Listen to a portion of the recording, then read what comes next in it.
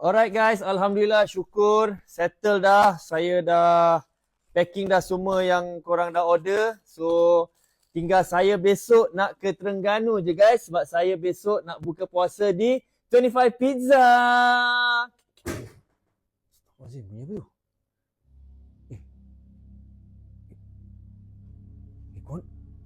Kau dengar tak tadi bunyi tu? Sekejap, saya nak pergi siasat lah. Sekejap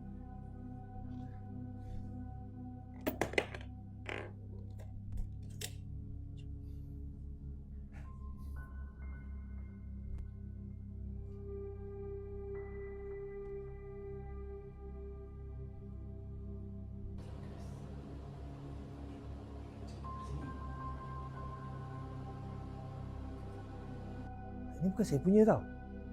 Saya tak tahu siapa punya ni. Kau nampak? Hello? Siapa kat situ? Kau nampak kan? Tadi dia berkelip. Weh, serius lah? Weh, kau nampak tu? Kau nampak tak?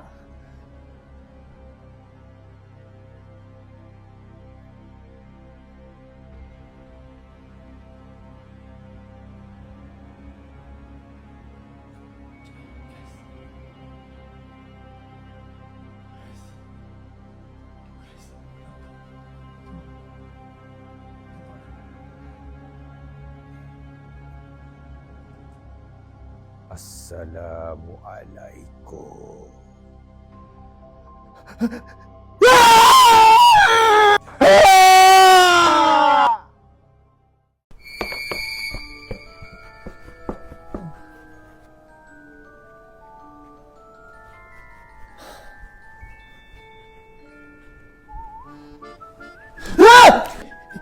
Kau siapa? Kau nak apa? Jangan takut, Zin, jangan takut.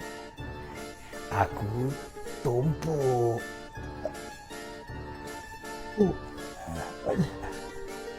Kau nak apa? Kau tak kacau orang kan?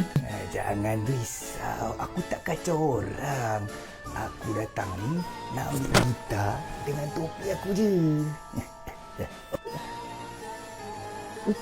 Kau dah ambil dah jadi. Dah boleh pergi dah. Aku ada request dekat kau. Aku dengar kau nak pergi Terengganu besok kan? Ada event 25 Pizza. Ya, saya nak pergi Terengganu. Kenapa? Aku nak ikut boleh? Ikut? Nak buat apa? Aku ni hantu pizza. Kau boleh makan pizza ke?